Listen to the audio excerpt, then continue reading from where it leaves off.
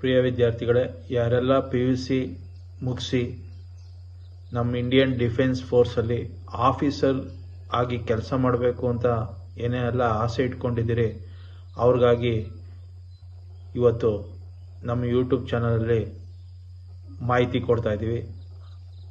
ಒಂದು ಎಕ್ಸಾಮ್ ಬಗ್ಗೆ. ಅದು ಯಾವುದು ಅಂದರೆ ನ್ಯಾಷನಲ್ ಡಿಫೆನ್ಸ್ ಅಕಾಡೆಮಿ, NDA ಅಂತ ಹೇಳಿ ಕರೀತಾರೆ.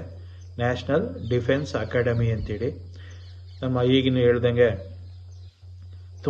ತುಂಬ ಯುವ ವಿದ್ಯಾರ್ಥಿಗಳ ಕನಸು. ನಾವು ಒಂದು ಇಂಡಿಯನ್ ಡಿಫೆನ್ಸ್ ಫೋರ್ಸಲ್ಲಿ ಆಫೀಸರ್ ಆಗಿ ಕೆಲಸ ಮಾಡಬೇಕು. ಆರ್ಮಿ ಇರ್ಬೋದು, ನೇವಿ ಇರ್ಬೋದು, ಏರ್ ಫೋರ್ಸ್ ಇರ್ಬೋದು. ಈ ಥರದ್ರಲ್ಲಿ ಆಫೀಸರ್ ಆಗಿ ಕೆಲಸ ಮಾಡಬೇಕು ಅಂತ ಯಾರ್ಯಾರು ಆಸೆ ಇಟ್ಕೊಂಡಿದ್ದೀರಿ, ಕನಸು ಕಾಣ್ತಿದ್ದೀರಿ ಅವ್ರಿಗಾಗಿ ಈ ವಿಡಿಯೋ ಮಾಡ್ತಾ ಇರೋದು. NDA ಅನ್ನೋದು ನಮ್ಮ ವರ್ಲ್ಡ್ನಲ್ಲಿ ಫಸ್ಟ್, ಅಂದರೆ ಆರ್ಮಿ ಮತ್ತು ನೇವಿ, ಏರ್ ಫೋರ್ಸ್ ಒಂದೇ ಕಡೆ ಟ್ರೈನಿಂಗ್ ಕೊಡೋ ಅಂತ ಸೆಂಟ್ರ್ ಇರೋದು ನಮ್ಮ ಇಂಡಿಯಾದಲ್ಲೇ ಫಸ್ಟ್. ಅದು 1954ರಲ್ಲೇ ಸ್ಟಾರ್ಟ್ ಆಗಿರೋ ಅಂಥ ಒಂದು NDA ಅನ್ನೋದು. ಇದು ಎಲ್ಲಿ ಬರುತ್ತೆ ಅಂದರೆ ಕೊಡಸ್ವಾಲ, ಪುಣೆ, ಮಹಾರಾಷ್ಟ್ರದಲ್ಲಿ ಬರುತ್ತೆ. ಒಟ್ಟು ಇದ್ರ ವಿಸ್ತೀರ್ಣ ಬಂದು 7015 ಎಕರೆ ಇದೆ. ನೀವು ಯೋಚನೆ ಮಾಡಬೇಕು, 7015 ಎಕರೆಯಲ್ಲಿ ಒಂದು ಟ್ರೈನಿಂಗ್ ಸೆಂಟ್ರ್, ಇಂಡಿಯನ್ ಡಿಫೆನ್ಸ್ ಫೋರ್ಸ್ಗಿರೋ ಅಂತ ಒಂದು ಟ್ರೈನಿಂಗ್ ಸೆಂಟ್ರು ವರ್ಲ್ಡ್ಗೆ ಫಸ್ಟ್. ಅಂದರೆ ಟ್ರೈ ಸರ್ವಿಸ್ ಅಕಾಡೆಮಿ ಅಂತ ಹೇಳಿ ಕರೀತಾರೆ. ಅಂದರೆ ಮೂರೂ, ಈ ಆರ್ಮಿ ಇರ್ಬೋದು, ಈ ನೇವಿ ಇರ್ಬೋದು, ಏರ್ ಫೋರ್ಸ್ ಇರ್ಬೋದು, ಈ ಥರದ್ದು ಮೂರೂ ಒಂದೇ ಕಡೆ ಟ್ರೈನಿಂಗ್ ಕೊಡೋ ಅಂಥ ಸೆಂಟ್ರು ನಮ್ಮ ಇಂಡಿಯಾದಲ್ಲಿ ಮತ್ತು ವರ್ಲ್ಡಲ್ಲಿ ಒಂದೇ ಕಡೆ ಇರೋದು. ಅದೇ ಕೊಡಸ್ವಾಲ, ಪುಣೆ, ಮಹಾರಾಷ್ಟ್ರದಲ್ಲಿ 1954ರಲ್ಲೇ ಸ್ಟಾರ್ಟ್ ಆಗಿದೆ. 715 ಎಕರೆ ಇರೋ ಅಂಥದ್ದು. ಇಲ್ಲಿ NDA ಇದಕ್ಕೆ ಸೇರಬೇಕು ಅಂದರೆ ನೀವು ಒಂದು NDA ಒಂದು ಎಕ್ಸಾಮ್ ನಡೆಯುತ್ತೆ, ನ್ಯಾಷನಲ್ ಡಿಫೆನ್ಸ್ ಅಕಾಡೆಮಿ ಅಂತೇಳಿ. ಈ ಎಕ್ಸಾಮ್ನ ಯಾರು ಕಂಡಕ್ಟ್ ಮಾಡ್ತಾರೆ ಅಂತಂದರೆ UPSC, union public service commission. ನಿಮಗೆ ಗೊತ್ತಿದೆ, IAS, IPS ಎಕ್ಸಾಮ್ನೆಲ್ಲ ಯಾರು ನಡೆಸ್ತಾರೋ ಆ ಮಟ್ಟದಲ್ಲಿ ಈ ಎಕ್ಸಾಮನ್ನು ನಡೆಸ್ತಾರೆ. NDA ಎಕ್ಸಾಮ್ನೂ IPS, IAS ಎಕ್ಸಾಮ್ ನಡೆಸೋ ಅಂತ UPSC ಬೋರ್ಡೇ ಸಹ ಈ ಎಕ್ಸಾಮ್ನು ನಡೆಸುತ್ತೆ. ಅಂದರೆ ಇದು ವರ್ಷಕ್ಕೆ 2 ಸಲ ನಡೆಯುತ್ತೆ. ವರ್ಷದಲ್ಲಿ 2 ಸಲ ಈ NDA ಎಕ್ಸಾಮ್ನ ಮಾಡ್ತಾರೆ. ಆರ್ಮಿಗಾಗಿ, ನೇವಿ ಮತ್ತು ಏರ್ ಫೋರ್ಸ್ ಅಡ್ಮಿಷನ್ಗೋಸ್ಕರ ವರ್ಷದಲ್ಲಿ 2 ಸಲ ನಡೆಯೋ ಅಂಥ ಒಂದು ಎಕ್ಸಾಮ್ ಇದು, ನ್ಯಾಷನಲ್ ಡಿಫೆನ್ಸ್ ಅಕಾಡೆಮಿ ಎಕ್ಸಾಮ್. ಯಾವಾಗೆಲ್ಲ ನಡೆಯುತ್ತೆ ಅಂತಂದರೆ ಒಂದು ಫಸ್ಟ್, ಅಂದರೆ ಫಸ್ಟ್ ಎಕ್ಸಾಮು ಯಾವಾಗ ನಡೆಯುತ್ತೆ ಅಂದರೆ ಡಿಸೆಂಬರಲ್ಲಿ ನೋಟಿಫಿಕೇಶನ್ ಆಗುತ್ತೆ, ಏಪ್ರಿಲ್ನಲ್ಲಿ ಫಸ್ಟ್ ಎಕ್ಸಾಮ್ ನಡೆಯುತ್ತೆ. ಅಂದರೆ ಈ ವರ್ಷದಲ್ಲಿ 2 ಸಲ ನಡೆಯುತ್ತಲ್ಲ, ಅದರಲ್ಲಿ ಮೊದಲನೇ ಸಲ ನಡೆಯೋದು ಏಪ್ರಿಲ್ನಲ್ಲಿ. ಅದಕ್ಕೆ ಅಪ್ಲಿಕೇಶನ್ಸ್ನೆಲ್ಲ ಡಿಸೆಂಬರ್ನಲ್ಲೇ ಕಾಲ್ ಫಾರ್ ಮಾಡ್ತಾನೆ. ಅದೇ ರೀತಿ ಸೆಕೆಂಡ್ ಎಕ್ಸಾಮ್ ಬಂದು ಮೇನಲ್ಲಿ ನಡೆಯುತ್ತೆ. ಅದರದ್ದು ಎಕ್ಸಾಮ್ ಬಂದು ಮೇನಲ್ಲಿ ನೋಟಿಫಿಕೇಶನ್ ಬಿಡ್ತಾರೆ. ಎಕ್ಸಾಮ್ ಬಂದು ಸೆಪ್ಟೆಂಬರಲ್ಲಿ ನಡೆಯುತ್ತೆ. ವರ್ಷದಲ್ಲಿ 2 ಸಲ ಈ NDA ಎಕ್ಸಾಮ್ನ ನಡೆಸ್ತಾರೆ. ಡಿಸೆಂಬರು ಮತ್ತು ಮೇನಲ್ಲಿ ನೋಟಿಫಿಕೇಶನ್ ಇರುತ್ತೆ. ಏಪ್ರಿಲ್ ಮತ್ತು ಸೆಪ್ಟೆಂಬರಲ್ಲಿ ಎಕ್ಸಾಮ್ಸ್ನ ಕಂಡಕ್ಟ್ ಮಾಡ್ತಾರೆ. ಇದಕ್ಕೆಲ್ಲ ಏಜ್ ಲಿಮಿಟ್ ಎಷ್ಟಿರಬೇಕು ಅಂತಂದರೆ 16.5 ವರ್ಷದಿಂದ 19.5 ವರ್ಷ, ಅಂದರೆ 16.5 ಇಯರ್ಸ್ ಟು 19.5 ಇಯರ್ಸ್ ಒಳಗಡೆ ಇರೋ ಅಂಥ ವಿದ್ಯಾರ್ಥಿಗಳು PUC ಸೈನ್ಸ್ ಇರ್ಬೋದು, ಕಾಮರ್ಸ್ ಇರ್ಬೋದು, ಆರ್ಟ್ಸ್ ಇರ್ಬೋದು, ಈ 3 ಬರ್ದಿರೋ ಅಂಥ ವಿದ್ಯಾರ್ಥಿಗಳು ಈ ಎಕ್ಸಾಮ್ಗೆ ಎಲಿಜಿಬಲ್ ಆಗ್ತಾರೆ. ಅದರಲ್ಲಿ ಈ ಆರ್ಮಿ ವಿಂಗಿಗೆ ಏನಾರು ಹೋಗಬೇಕು ಅಂದರೆ ಎನಿ ಬ್ರಾಂಚ್ ಆಗುತ್ತೆ.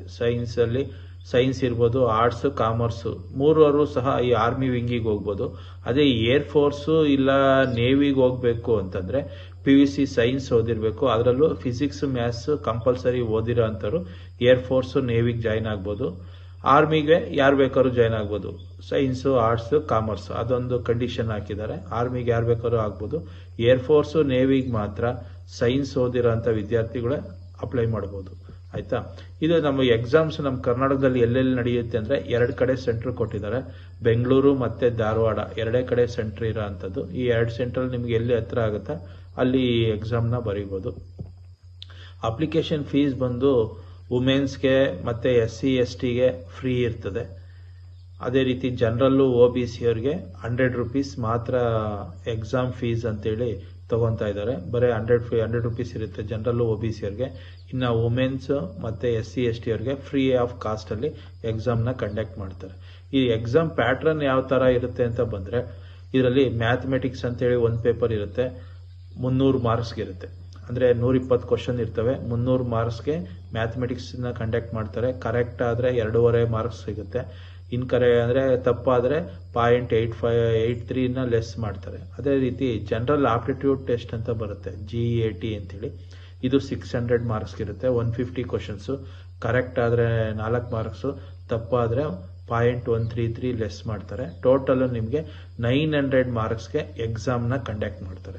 300 ಮ್ಯಾಥಮೆಟಿಕ್ಸು, ಜನರಲ್ ಎಬಿಲಿಟಿ ಟೆಸ್ಟ್ 600ಗೆ, ಒಟ್ಟು 900 ಮಾರ್ಕ್ಸ್ಗೆ ನಿಮಗೆ ಎಕ್ಸಾಮ್ ಕಂಡಕ್ಟ್ ಮಾಡ್ತಾರೆ. ಕಟ್ ಆಫ್ ಅಂತ ಹೇಳಬೇಕು ಅಂದರೆ ಒಂದು 360-370 ಅಬವ್ ಬಂದರೆ ನೀವು SSB ಅಂತೇಳಿ ಒಂದು ಇಂಟರ್ವ್ಯೂ ನಡೆಯುತ್ತೆ. ಅಂದರೆ ಅದು ಸೆಕೆಂಡ್ ಸ್ಟೇಜ್. ಆ ಸೆಕೆಂಡ್ ಸ್ಟೇಜ್ಗೆ ನೀವು ಸೆಲೆಕ್ಟ್ ಆಗ್ತೀರಾ. ಅಂದರೆ ನೀವು ನೆನ್ಪಿಟ್ಕೋಬೇಕು, 900ಗೆ ನಿಯರ್ಲಿ 400 ಅಬವ್ ಬಂದರೆ ನೀವು ಇಂಟರ್ವ್ಯೂಗೆ ಸೆಲೆಕ್ಟ್ ಆಗ್ತೀರಿ. SSB ಅಂತೇಳಿ ಇಂಟರ್ವ್ಯೂ ನಡೆಯುತ್ತೆ. ಆ ಇಂಟರ್ವ್ಯೂ ಬಂದು 900 ಮಾರ್ಕ್ಸ್ಗೆ ಇರುತ್ತೆ. ಆ ಇಂಟರ್ವ್ಯೂನಲ್ಲಿ ಏನೇನು ಇರುತ್ತೆ ಅಂತಂದರೆ, ಆಫೀಸರ್ ಇಂಟೆಲಿಜೆನ್ಸ್ ರೇಟಿಂಗ್ ಅಂತ ಇರುತ್ತೆ, ಟೆಸ್ಟ್ ಅಂತ ಇರುತ್ತೆ.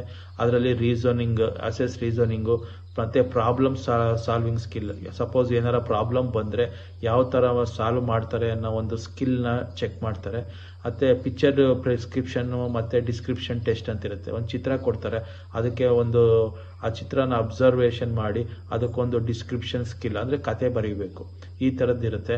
ಅದೇ ರೀತಿ ಗ್ರೂಪ್ ಟೆಸ್ಟಿಂಗ್ ಆಫೀಸರ್, ಅಂದರೆ ಒಂದು ಗ್ರೂಪಲ್ಲಿ ಇದ್ದಾಗ ಲೀಡರ್ಶಿಪ್ ಯಾವ ಥರ ಮಾಡ್ತಾನೆ, ಟೀಮ್ ವರ್ಕ್ ಯಾವ ಥರ ಇರುತ್ತೆ, ಒಂದು ಕಮ್ಯುನಿಕೇಷನ್ ಸ್ಕಿಲ್ ಯಾವ ಥರ ಇರುತ್ತೆ ಅಂತೇಳಿ ಗ್ರೂಪ್ ಟೆಸ್ಟಿಂಗ್ ಅಂತೇಳಿ ಆಫೀಸರ್ ಟೆಸ್ಟ್ ಅಂತೇಳಿ ಅದೊಂದು ಮಾಡ್ತಾರೆ. ಮತ್ತು ಸೈಕಾಲಜಿ ಟೆಸ್ಟ್, ಪರ್ಸ್ನಾಲಿಟಿ ಟ್ರೈಟ್ಸು, ಬಿಹೇವಿಯರ್ ಯಾವ ಥರ ಇದೆ ಅಂತೇಳಿ ಅವನ್ನ ಚೆಕ್ ಮಾಡ್ತಾರೆ. ಪರ್ಸ್ನಲ್ ಇಂಟರ್ವ್ಯೂ ಮಾಡ್ತಾರೆ.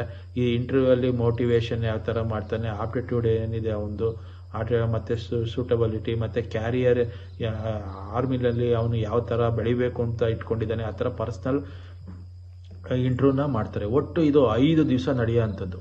ಈ SSB ಇಂಟರ್ವ್ಯೂ ಅಂತ ಏನಿದೆ, 5 ದಿವಸದಲ್ಲಿ ಇವನ್ನೆಲ್ಲ ಟೆಸ್ಟ್ ಮಾಡ್ತಾರೆ. ಯಾವ್ಯಾವುದು, officer intelligence rating, picture prescription and description test, group testing officer test, psychology test, personal interview, ಇವನ್ನೆಲ್ಲ ಟೆಸ್ಟ್ ಮಾಡಲಿಕ್ಕೆ ಅವನಿಗೆ 5 ದಿವಸ ಇಂಟರ್ವ್ಯೂ ನಡೆಯುತ್ತೆ. 5 ದಿವಸದಲ್ಲಿ ಎಲ್ಲದರಲ್ಲೂ ಸೆಲೆಕ್ಟ್ ಆದರೆ ಮಾತ್ರ ನೆಕ್ಸ್ಟ್ ಅವನಿಗೆ ಎಲಿಜಿಬಿಲಿಟಿ ಕೊಡ್ತಾರೆ. ಆಯಿತಾ. ಈಗ ಸಿಲೆಬಸ್ ಅಂತ ಬಂದರೆ ಮ್ಯಾಥಮೆಟಿಕ್ಸ್ ನಾನು ಆಲ್ರೆಡಿ ಹೇಳ್ದಂಗೆ 300 ಮಾರ್ಕ್ಸ್ಗೆ ಇರುತ್ತೆ. ಆ 300 ಮಾರ್ಕ್ಸಲ್ಲಿ ಮೇಜರ್ ಆಗಿ algebra, trigonometry, geometry, calculus, statistics, probability ಅಂತೇಳಿ ಇಷ್ಟು ಟಾಪಿಕ್ ಮೇಲೆ 300 ಮಾರ್ಕ್ಸ್ಗೆ ಕ್ವಶನ್ ಬರ್ತದೆ. ಜನರಲ್ ಎಬಿಲಿಟಿ ಟೆಸ್ಟ್ ಅಂತ ಹೇಳಿದ್ನಲ್ಲ, GAT ಅಂತೇಳಿ 600 ಮಾರ್ಕ್ಸ್ಗೆ. ಇದರಲ್ಲಿ ಇಂಗ್ಲೀಷಿಗೆ ಸಂಬಂಧಪಟ್ಟಂಗೆ ಗ್ರಾಮರ್ ಇರ್ಬೋದು, ಮತ್ತು ಪ್ಯಾಸೇಜ್ ಇರ್ಬೋದು, ಈ ಥರದ್ದಿರುತ್ತೆ. ಸೈನ್ಸ್ ಕ್ವಶನ್ಸ್ಗಳು, ಜನರಲ್ ಸೈನ್ಸ್ ಕ್ವಶನ್ಸ್ ಕೇಳ್ತಾರೆ. ಜನರಲ್ ನಾಲೆಡ್ಜಲ್ಲಿ ಹಿಸ್ಟ್ರಿ, ಜಿಯೋಗ್ರಫಿ, ಪೊಲಿಟಿ, ಎಕನಾಮಿ ಎಲ್ಲ ಕೇಳ್ತಾರೆ. ಅದೇ ರೀತಿ ಕರೆಂಟ್ ಅಫೇರ್ಸ್ ಅಂತ ಬಂದರೆ ನ್ಯಾಷನಲ್ಲು ಮತ್ತು ಇಂಟರ್ನ್ಯಾಷನಲ್ ನ್ಯೂಸು, ಸ್ಪೋರ್ಟ್ಸ್ ಏನು ನಡೀತಾ ಇದೆ, ಅವಾರ್ಡ್ಸ್ ಏನಿದೆ, ನೋಟಬಲ್ ಈವೆಂಟ್ಸ್ ಏನು, ಈ ಥರದ್ದೆಲ್ಲ ಸಿಲೆಬಸ್ಸಲ್ಲಿ ನಿಮಗೆ ಆ್ಯಡ್ ಆಗಿರುತ್ತೆ. ಸೆಲೆಕ್ಷನ್ ಪ್ರೋಸೆಸ್ ಅಂತ ಬಂದಾಗ ನಾನು ಹೇಳಿದೆ, ರಿಟರ್ನ್ ಎಕ್ಸಾಮ್ ಅಂದರೆ 900 ಮಾರ್ಕ್ಸ್ಗೆ ಮ್ಯಾಥಮೆಟಿಕ್ಸ್ 300, GAT 600, ಟೋಟಲ್ 900 ಮಾರ್ಕ್ಸ್ಗೆ ಕಟ್ ಆಫ್ ಅಂತ ಹೇಳಿಬಿಡ್ತಾರೆ. ಕಟ್ ಆಫ್ ಅಂದರೆ ಹೇಳಿದ್ನಲ್ಲ, 370 ಅಬವ್ ಬಂದರೆ ಆರಾಮ್ಸೆ ಆಗಿಬಿಡುತ್ತೆ.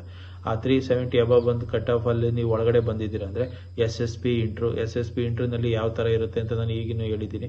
ಆ SSB ಇಂಟರ್ವ್ಯೂನಲ್ಲಿ ಎಲ್ಲ SSB ಇಂಟರ್ವ್ಯೂನಲ್ಲಿ 5 ಡೇಸಲ್ಲೂ ನೀವೆಲ್ಲ ಒಳ್ಳೆ ಅಚೀವ್ಮೆಂಟ್ ಮಾಡಿದ್ರೆ ನಿಮಗೆ ಒಂದು ಸಿಂಪಲ್ ಮೆಡಿಕಲ್ ಎಕ್ಸಾಮಿನೇಷನ್ ಮುಗೀತು ಅಂದರೆ ಫೈನಲ್ ಸೆಲೆಕ್ಷನ್ ಲೀಸ್ಟ್ನ ಬಿಡ್ತಾರೆ. ಫೈನಲ್ ಸೆಲೆಕ್ಷನ್ ಲೀಸ್ಟ್ ಬಿಟ್ಟಾದ್ಮೇಲೆ ಅವರು ಟ್ರೈನಿಂಗ್ ಹೋಗ್ಬೇಕಾಗುತ್ತೆ 3 ಇಯರ್ಸ್. ಆ 3 ಇಯರ್ಸ್ ಟ್ರೈನಿಂಗ್ ಎಲ್ಲಿ ನಡೆಯುತ್ತೆ ಅಂದರೆ ಕೊಡಸ್ವಾಲ, ಪುಣೆ, ಮಹಾರಾಷ್ಟ್ರದಲ್ಲಿ ಹೇಳಿದ್ನಲ್ಲ, ಒಟ್ಟು 7,000 ಚಿಲ್ಲರೆ ಎಕರೆಲಿರೋ ಅಂಥ ಒಂದು ಟ್ರೈನಿಂಗ್ ಸೆಂಟ್ರು. ಅಲ್ಲಿ ಹೋಗಿ ಅವರು ಟ್ರೈನಿಂಗ್ ಮಾಡಬೇಕಾಗುತ್ತೆ 3 ಇಯರ್ಸು. ಆ 3 ಇಯರ್ಸಲ್ಲಿ ಮಿಲಿಟ್ರಿ ಟ್ರೈನಿಂಗ್ ಇರ್ಬೋದು, ಅವರು ಎಜುಕೇಷನ್ ಇರ್ಬೋದು, ಮತ್ತು ಫಿಸಿಕಲ್ ಫಿಟ್ನೆಸ್, ಈ 3 ವರ್ಷದಲ್ಲಿ ಒತ್ತು ಕೊಡ್ತಾರೆ. ಮಿಲಿಟ್ರಿ ಟ್ರೈನಿಂಗು ನಡೀತಾ ಇರುತ್ತೆ. ಅವ್ರ ಅಕಾಡೆಮಿಕ್ಸ್ ಅಂದರೆ ಅವರು ಡಿಗ್ರಿಗೆ ಏನಾರ ಡಿಗ್ರಿನೂ ಓದಿಸ್ತಾರೆ. ಜೊತೆಯಲ್ಲೇ ಫಿಸಿಕಲ್ ಫಿಟ್ನೆಸ್ಸನ್ನು ಈ 3 ವರ್ಷದಲ್ಲಿ ಕಂಪ್ಲೀಟ್ ಮಾಡ್ತಾರೆ. ಗ್ರ್ಯಾಜುಯೇಷನ್ ಅಂತ ಹೇಳಿ ಕೊಡ್ತಾರೆ, ಅಂದರೆ ಡಿಗ್ರಿ ಕೊಡ್ತಾರೆ. ಅದು ಜವಾಹರ್ಲಾಲ್ ನೆಹರು ಯೂನಿವರ್ಸಿಟಿಯಿಂದ ಸರ್ಟಿಫಿಕೇಟ್ ಆಗಿರೋ ಅಂಥ ಒಂದು ಯೂನಿವರ್ಸಿಟಿಲಿ ತಗೋಬೋದು. ಯಾವ್ಯಾವೆಲ್ಲ ಕೋರ್ಸ್ ಇರ್ತವೆ ಅಲ್ಲಿ 3 ವರ್ಷ ನೀವು ಟ್ರೈನಿಂಗ್ನಲ್ಲಿ ಓದಲೂಬಹುದಲ್ಲ, ಆ ಓದ್ಬೇಕಾದ್ರೆ ನೀವು ಯಾವ್ಯಾವ ಡಿಗ್ರಿ ತಗೋಬಹುದು ಅಂತಂದ್ರೆ, ಸಪೋಸ್ ನೀವು ಆರ್ಮಿ ಕ್ಯಾಡೆಟ್ ಆದ್ರೆ BSc ಇಲ್ಲ BSc ಕಂಪ್ಯೂಟರ್ ಸೈನ್ಸ್ BA ಇವು 3 ಡಿಗ್ರಿ ಇರ್ತವೆ. ಆ 3ರಲ್ಲಿ ನಿಮ್ಗೆ ಯಾವ್ದಕ್ಕೆ ಬೇಕು ಅದಕ್ಕೆ ನೀವು ಸೇರ್ಕೋಬಹುದು. ಸಪೋಸ್ ನೇವಿಯಲ್ಲಿ ಕ್ಯಾಡೆಟ್ ಆದ್ರೆ ಬಿಟೆಕ್ ಅಂದ್ರೆ ಇಂಜಿನಿಯರಿಂಗ್ ಬರ್ತದೆ, ಆ ಬಿಟೆಕ್ಗೆ ಸೇರ್ಬೋದು. ಇಲ್ಲ ಏರ್ ಫೋರ್ಸ್ ಕ್ಯಾಡೆಟ್ಗೆ ಏನಾದ್ರು ನೀವು ಸೆಲೆಕ್ಟ್ ಆಗಿದ್ರೆ ಬಿಟೆಕ್, BSc ಕಂಪ್ಯೂಟರ್ ಸೈನ್ಸ್ ಇಲ್ಲ BSc ಇವು 3 ಇರ್ತದೆ. ನೋಡ್ಬೋದು, ನೀವು ಆರ್ಮಿ ಕ್ಯಾಡೆಟ್ ಆಗಿ ಸೆಲೆಕ್ಟ್ ಆಗಿದ್ರೆ BSc ಕಂಪ್ಯೂಟರ್ ಸೈನ್ಸ್ ಮತ್ತೆ BA ಈ ತರ. ನೇವಿಯಲ್ಲಿ ಕ್ಯಾಂಡಿಡೇಟ್ ಆದ್ರೆ ಬಿಟೆಕ್, ಏರ್ ಫೋರ್ಸ್ ಆದ್ರೆ ಬಿಟೆಕ್, BSc ಕಂಪ್ಯೂಟರ್ ಸೈನ್ಸ್ ಇಷ್ಟು ಕೋರ್ಸ್ ಇರ್ತವೆ. ಇದರಲ್ಲಿ ನಿಮ್ಗೆ ಯಾವ್ದು ಬೇಕು ಅದಕ್ಕೆ ನೀವು ಸೆಲೆಕ್ಟ್ ಮಾಡ್ಕೋಬಹುದು. ಟ್ರೈನಿಂಗ್ ಯಾವ ತರ ಇರುತ್ತೆ ಅಂದ್ರೆ ನಾನು ಆಲ್ರೆಡಿ ಹೇಳಿದ್ದೀನಿ. ಟ್ರೈನಿಂಗ್ದು ಏನಿರುತ್ತೆ 3 ಇಯರ್ಸ್ ನೀವು ಟ್ರೈನಿಂಗ್ ಮಾಡಬೇಕಾಗುತ್ತೆ. ಅದರಲ್ಲಿ ಅಕಾಡೆಮಿಕ್ಸ್ ಇರುತ್ತೆ, ಮಿಲಿಟರಿ ಇರುತ್ತೆ, ಫಿಸಿಕಲ್ ಫಿಟ್ನೆಸ್, ಕ್ಯಾರೆಕ್ಟರ್ ಡೆವಲಪ್ಮೆಂಟ್ ಎಲ್ಲ ಇರುತ್ತೆ. ಜೊತೆಯಲ್ಲಿ ನಿಮಗೆ ಏನ್ ಸಿಗುತ್ತೆ, ಒಂದು 3 ಇಯರ್ಸ್ ಒಂದು ಡಿಗ್ರಿ ಸಿಗುತ್ತೆ. ಆ ಡಿಗ್ರಿ ತಗೊಂಡು 3 ಇಯರ್ಸ್ ನೀವು ಏನ್ ಮಾಡ್ತೀರಿ, ಅಲ್ಲಿ ಟ್ರೈನಿಂಗ್ ನ ಕಂಪ್ಲೀಟ್ ಮಾಡ್ತೀರಿ. 3 ಇಯರ್ಸ್ ಆದ್ಮೇಲೆ ನೀವು 4th ಇಯರ್ ಅಲ್ಲಿ ಏನಾಗುತ್ತೆ, ಆ ಏನು ಟ್ರೈನಿಂಗ್ ಸೆಂಟರ್ ಕೊಡಸ್ವಾಲದಲ್ಲಿದೆ ಅಲ್ಲಿಂದ ನಿಮಗೆ ಇಂಡಿವಿಜುವಲ್ ಅಂದ್ರೆ ನೀವು ಏರ್ಮಿಗೆ ಸೆಲೆಕ್ಟ್ ಆಗಿದ್ರೆ ಡೆಹ್ರಾಡೂನ್ಗೆ ಕಳಿಸ್ತಾರೆ, ನೇವಿಗೆ ಸೆಲೆಕ್ಟ್ ಆಗಿದ್ರೆ ಯಜ್ಮುಲಾ ಕೇರಳದಲ್ಲಿದೆ ಅಲ್ಲಿ ಕಳಿಸ್ತಾರೆ, ಏರ್ ಫೋರ್ಸಿಗೆ ಸೆಲೆಕ್ಟ್ ಆಗಿದ್ರೆ ಹೈದರಾಬಾದ್. ಈ ತರ 3 ನಿಮ್ಮ ಓನ್ ಇದು ಕೊಟ್ಟೋಗ್ತೀರಿ. ನೀವು ಆರ್ಮಿಗೆ ಸೆಲೆಕ್ಟ್ ಆಗಿದ್ರೆ ಡೆಹ್ರಾಡೂನ್ಗೆ, ನೇವಿಗೆ ಸೆಲೆಕ್ಟ್ ಆಗಿದ್ರೆ ಯಜ್ಮುಲಾಗೆ, ಏರ್ ಫೋರ್ಸಿಗೆ ಸೆಲೆಕ್ಟ್ ಆಗಿದ್ರೆ ಹೈದರಾಬಾದ್. ಈ ತರ ನಿಮ್ದು ಓನ್ ನೀವು ಯಾವ್ದಕ್ಕೆ ಸೆಲೆಕ್ಟ್ ಆಗಿದ್ದೀರಿ ಆ ಬ್ರಾಂಚ್ಗಳಿಗೆ 4ನೇ ವರ್ಷದಲ್ಲಿ ಅಲ್ಲಿ 1 ವರ್ಷ ಟ್ರೈನಿಂಗ್ ಇರುತ್ತೆ. ಹೇಳಿದ್ನಲ್ವಾ, ನೇವಿಗೆ ಹೋದ್ರೆ ನೇವಿನಲ್ಲಿ 1 ವರ್ಷ ಇರುತ್ತೆ. ಇಲ್ಲಿ ಕಾಮನ್ ಆಗಿ 3 ಇಯರ್ಸ್ ಟ್ರೈನಿಂಗ್ ಆಗುತ್ತೆ, ಜೊತೆಗೆ ಡಿಗ್ರಿ ಆಗುತ್ತೆ. ಅದಾದ್ಮೇಲೆ ನೀವು ಸೆಲೆಕ್ಟ್ ಆಗಿರೋ ಬ್ರಾಂಚ್ ಅಂದ್ರೆ ಆರ್ಮಿನ, ನೇವಿನ, ಏರ್ ಫೋರ್ಸ್ ಏನಿದೆ ಅಲ್ಲಿಗೆ ಹೋಗಿ, ಅಲ್ಲಿ ಓನ್ ಬ್ರಾಂಚ್ಗೆ ಹೋಗಿ ಅಲ್ಲಿ 1 ವರ್ಷ ಟ್ರೈನಿಂಗ್ ಇರುತ್ತೆ. ಆ 1 ವರ್ಷ ಟ್ರೈನಿಂಗ್ ಇದೆಯಲ್ಲ ಆ ಪೀರಿಯಡ್ ಅಲ್ಲಿ ನಿಮ್ಗೆ 56,100 ರೂಪಾಯಿ ನಿಮ್ಗೆ ಸ್ಟೈಫೆಂಡ್ ಅಂತ ಕೊಡ್ತಾರೆ 1 ವರ್ಷ ಪೂರ್ತಿ. 4th ಇಯರ್ ನೆನ್ಪಿಟ್ಕೊಳ್ಳಿ. 3 ಇಯರ್ಸ್ ನೀವು ಯಾವುದೇ ರೀತಿ ಸ್ಯಾಲ್ರಿ ಇರೋದಿಲ್ಲ, ಮತ್ತೆ ಯಾವುದೇ ರೀತಿ ಸ್ಟೈಫೆಂಡ್ ಕೊಡೋದಿಲ್ಲ. ಅಂದ್ರೆ ಎಲ್ಲ ಫ್ರೀ ಇರುತ್ತೆ. ಫುಡ್, ಅಕಾಮಿಡೇಷನ್, ಟ್ರೈನಿಂಗ್, ಫೀಸ್ ಪ್ರತಿಯೊಂದು ಫ್ರೀ ಇರುತ್ತೆ. ಯಾವುದೇ ರೀತಿ ಸ್ಯಾಲ್ರಿ ಅಂತ ಏನ್ ಕೊಡಲ್ಲ, ಸ್ಟೈಫಂಡ್ ಅಂತ ಕೊಡಲ್ಲ. 4th ಇಯರಿಗೆ ಬಂದಾಗ ನಿಮ್ಗೆ ಸ್ಟೈಫಂಡ್ ಅಂತ ಹೇಳಿ 56,100 ರೂಪಾಯಿ ಕೊಡ್ತಾರೆ 4th ಇಯರ್ ಅಲ್ಲಿ. ಆ 4th ಇಯರ್ ಅಲ್ಲಿ ನಿಮ್ಮ own army, navy, air force ಅಲ್ಲಿ ನೀವು 1 ವರ್ಷ ಟ್ರೈನಿಂಗ್ ಮಾಡ್ಬೇಕಾಗತ್ತೆ. ಸೊ ಆ ಟ್ರೈನಿಂಗ್ 4 ಇಯರ್ಸ್ ಕಂಪ್ಲೀಟ್ ಆದ್ಮೇಲೆ ನಿಮ್ಗೆ ಸ್ಟಾರ್ಟಿಂಗ್ ಏನೆ, ಸಪೋಸ್ ನೀವು ಆರ್ಮಿಗೆ ಸೆಲೆಕ್ಟ್ ಆಗಿದ್ರೆ ಲೆಫ್ಟಿನೆಂಟ್ ಅಂತ ಹೇಳಿ ಬ್ಯಾಡ್ಜ್ ಕೊಡ್ತಾರೆ. ಅದಾದ್ಮೇಲೆ ನಿಮ್ಗೆ ಕ್ಯಾಪ್ಟನ್ ಅಂತ ಸಿಗುತ್ತೆ, major, lieutenant colonel, ಬ್ರಿಗೇಡರ್, major general, lieutenant general, chief army staff ಅಂತ ಹೇಳಿ ನಿಮ್ಗೆ ಆರ್ಮಿಲಾದ್ರೆ ಈ ತರ ರ್ಯಾಂಕ್ಸ್ ಗಳು ಸಿಗ್ತಾ ಹೋಗ್ತವೆ. ಅದೇ ರೀತಿ ನೇವಿಗೆ ಬಂದ್ರೆ sub lieutenant, lieutenant commander, captain, commander, rear admiral, vice admiral, chief, ಈ ತರದೆಲ್ಲ ರ್ಯಾಂಕ್ಗಳು ನೇವಿಲ್ ಸಿಗುತ್ತೆ. ಏರ್ ಫೋರ್ಸ್ಗೆ ಏನಾದ್ರು ನೀವು ಜಾಯಿನ್ ಆದ್ರೆ flying officer, flight lieutenant, squadron leader, wing commander, group captain, air commander, air vice marshal, air chief marshal, ಈ ತರದ್ದೆಲ್ಲ ರ್ಯಾಂಕಿಂಗ್ಸು ಆ ಆರ್ಮಿಗೆ ಒಂಥರ ಇರುತ್ತೆ, ನೇವಿಗೆ ಮತ್ತೆ ಏರ್ ಫೋರ್ಸ್ಗೆ ಆ ರ್ಯಾಂಕಿಂಗ್ಗಳನ್ನ ನಿಮಗೆ ಪ್ರಮೋಷನ್ಗಳ ಮೇಲೆ ಕೊಡ್ತಾರೆ.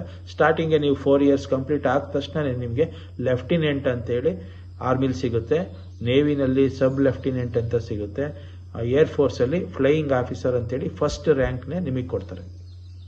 ಈ NDA ಎಕ್ಸಾಮಿಗೆ ನೀವು ಅಪ್ಲೈ ಮಾಡಬೇಕು ಅಂದ್ರೆ ಏನೆಲ್ಲ ಡಾಕ್ಯುಮೆಂಟ್ಸ್ ಬೇಕಾಗುತ್ತೆ ಅಂದ್ರೆ ಬರ್ತ್ ಸರ್ಟಿಫಿಕೇಟ್ ಇರಬೇಕು, educational certificate, scanner signature, identity proof, residence proof, cat certificate, NCC certificate, sports, ನಿಮ್ದು ಎಕ್ಸ್ಟ್ರಾ ಕರಿಕ್ಯುಲರ್ ಸರ್ಟಿಫಿಕೇಟ್ಸ್ ಏನಾರ ಇತ್ತು ಅಂದ್ರೆ ಅದನ್ನು ಸಹ ನೀವು ಆಡ್ ಮಾಡಬೇಕಾಗ್ತದೆ.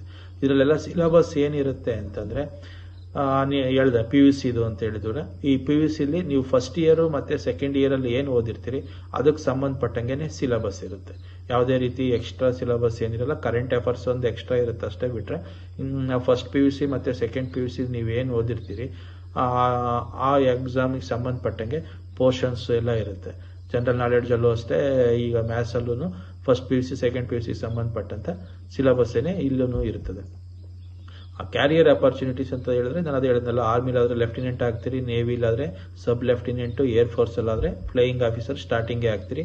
ಈಗ ಸ್ಯಾಲ್ರಿ ಯಾವ ತರ ಬರುತ್ತೆ ಅಂತಂದ್ರೆ ಲೆಫ್ಟಿನೆಂಟ್ ಆದ್ರೆ ನಿಮ್ಗೆ ಆಲ್ರೆಡಿ ಹತ್ತತ್ರ 56,000ದಿಂದ 1,77,000ವರೆಗೂ ನೀವು ಸ್ಟಾರ್ಟಿಂಗೇ ತಗೋಬಹುದು. 4th ಇಯರಲ್ಲೇ ಒಂದು 80ರಿಂದ 1,20,000 1,30,000ವರೆಗೂ ನೀವು ಸ್ಟಾರ್ಟಿಂಗೇನೆ ತಗೋಬಹುದು. ಕ್ಯಾಪ್ಟನ್ ಆದ್ರೆ ಇನ್ನೂ ಜಾಸ್ತಿ ಆಗುತ್ತೆ. ಮೇಜರ್ ಪ್ರಮೋಷನ್ಸ್ಗಳು ಆದಂಗೆ ಸ್ಯಾಲ್ರಿ ಹೈಕ್ ಆಗ್ತಾ ಹೋಗ್ತದೆ.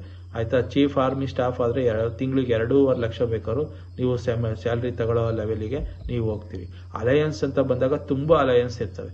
ಡಿಆರ್ಎಸ್ ಅಲಯನ್ಸ್ ಇರೋದು, para allowance, special force allowance, high altitude allowance, Siachen allowance, military service pay, uniform allowance, transport allowance, field area allowance, children education allowance, ಈ ತರದ್ದೆಲ್ಲ ತುಂಬಾ ಅಲಯನ್ಸ್ ನ ಕೊಡ್ತಾ ಹೋಗ್ತಾರೆ ಇಲ್ಲಿ. ಇದು ಒಂದು ಉತ್ತಮವಾದ ಒಂದು ಕೋರ್ಸ್ ಅನ್ನೋದಕ್ಕಿಂತ ಒಂದು ಎಕ್ಸಾಮ್ ನಡೆಯುವಂಥದ್ದು. NDA ಅಂತೇಳಿ ಯಾರೆಲ್ಲ ವಿದ್ಯಾರ್ಥಿಗಳು 16.5 ವರ್ಷದಿಂದ 19.5 ವರ್ಷದೊಳಗಿದ್ದೀರಿ, ಜೊತೆಗೆ ಮಿಲಿಟರಿ ಆಫೀಸರ್, ಸೋಲ್ಜರ್ಸ್ ಅಲ್ಲ, ಮಿಲಿಟರಿ ಆಫೀಸರ್ ಆಗಿ ಕೆಲಸ ಮಾಡೋ ಅಂತ ನಮ್ಮ ಡಿಫೆನ್ಸ್ ಫೋರ್ಸಲ್ಲಿ, ಇಂಡಿಯನ್ ಡಿಫೆನ್ಸ್ ಫೋರ್ಸಲ್ಲಿ ಆಸೆ ಇಟ್ಕೊಂಡಿದ್ದೀರಿ, ಅವ್ರಿಗಾಗಿ ನಡೆಯೋಂಥ ಒಂದು NDA exam, national defence academy ಅಂತೇಳಿ ವರ್ಷಕ್ಕೆ 2 ಸಲ ನಡೀತದೆ. ಏಪ್ರಿಲ್ ಅಲ್ಲಿ ಮತ್ತೆ ಸೆಪ್ಟೆಂಬರ್ ಅಲ್ಲಿ ಎಕ್ಸಾಮ್ಸ್ ನಡೆಯುತ್ತೆ. ನೋಡ್ಕೊಳ್ಳಿ. ಯಾರೆಲ್ಲ ಫಸ್ಟ್ PUC ಮುಗಿಸಿರೋ ಅಂತ ವಿದ್ಯಾರ್ಥಿಗಳು ಸಹ ಈ ಎಕ್ಸಾಮ್ನ ನೀವು ತಗೋಬಹುದು. ಫಸ್ಟ್ PUC ಕಂಪ್ಲೀಟ್ ಆಗಿದ್ದು ಸೆಕೆಂಡ್ ಇಯರ್ ಓದ್ತಾ ಇದ್ರೆ ಅವರು ಸಹ ಈ ಎಕ್ಸಾಮ್ನ ತಗೋಬಹುದು. ಇದೊಂದು ಒಳ್ಳೆ ಎಕ್ಸಾಮ್. ಯಾಕೆಂದ್ರೆ UPSC ಅವರು ನಡೆಸೋ ಅಂತ ಒಂದು ಎಕ್ಸಾಮ್ ಇದು ತುಂಬಾ ಚೆನ್ನಾಗಿರುತ್ತೆ. 2 ಥರದಲ್ಲಿ ನಡೆಯುತ್ತದೆ. ಒಂದು ರಿಟರ್ನ್ ಎಕ್ಸಾಮು ಮತ್ತೆ ಒಂದು SSP ಇಂಟರ್ವ್ಯೂ ಅಂತ ಹೇಳಿ ನಡೆಯುತ್ತೆ. ನಮ್ಮ ಕರ್ನಾಟಕದಲ್ಲೇ ಸೆಂಟರ್ ಕೊಟ್ಟಿದ್ದಾರೆ, ಬೆಂಗಳೂರು, ಧಾರವಾಡ ಅಂತೇಳಿ. ಎಕ್ಸಾಮ್ ಫೀಸ್ ತುಂಬಾ ಕಮ್ಮಿ ಇದೆ, 100 ರೂಪೀಸ್ ಇದೆ. ಪ್ಯಾಟ್ರನ್ ತುಂಬಾ ಈಸಿ ಇದೆ. ಮ್ಯಾಥಮೆಟಿಕ್ಸ್ 300 ಮಾರ್ಕ್ಸ್ಗೆ, ಜನರಲ್ ಎಬಿಲಿಟಿ ಟೆಸ್ಟ್ 600 ಮಾರ್ಕ್ಸ್ಗೆ, 900 ಮಾರ್ಕ್ಸ್ಗೆ ನೀವು 370 400 ತಗೊಂಡ್ಬಿಟ್ರೆ ಸಾಕು. SSP ಇಂಟರ್ವ್ಯೂಗೆ ಸೆಲೆಕ್ಟ್ ಆಗ್ತೀರಾ. SSP ಇಂಟರ್ವ್ಯೂನಲ್ಲಿ 5 ದಿವಸ ನಡೀತದೆ. ತುಂಬಾ ಉತ್ತಮವಾಗಿ ಇರೋ ಅಂಥದ್ದು. ಮೆಡಿಕಲ್ ಎಕ್ಸಾಮ್ ಏನಂತ ಇದಿರೋದಿಲ್ಲ, ತುಂಬಾ ಚೆನ್ನಾಗಿರುತ್ತೆ. ಹೇಳಿದ್ವಲ್ಲ, ಆರ್ಮಿಗೆ ಸೇರ್ಕೊಂಡ್ರೆ BSc ಕಂಪ್ಯೂಟರ್ ಸೈನ್ಸ್ BA ಓದ್ಬೋದು. ನೇವಿಗೆ ಸೇರ್ಕೊಂಡ್ರೆ BTechಗೆ ಓದ್ಬೋದು. ಏರ್ಫೋರ್ಸಿಗೆ ಸೇರ್ಕೊಂಡ್ರೆ BTech BSc ಕಂಪ್ಯೂಟರ್ ಸೈನ್ಸ್. ಅಂದ್ರೆ ಟ್ರೈನಿಂಗ್ ಜೊತೆಲೆ ನೀವು ಡಿಗ್ರಿನೂ ಮಾಡ್ಬೋದು ಅಂತ ಒಂದು ಒಳ್ಳೆ ಅವಕಾಶ ಇಲ್ಲಿ ಒದಗಿ ಬಂದಿದೆ. ನೀವು ಇದರಲ್ಲಿ ತುಂಬಾ ಯಾರೆಲ್ಲ ಇಂಟ್ರೆಸ್ಟ್ ಇದ್ದೀರಿ ಅವರೆಲ್ಲ ಈ ಎಕ್ಸಾಮ್ನ ಮರೀದೇ ತಗೊಳ್ಳಿ.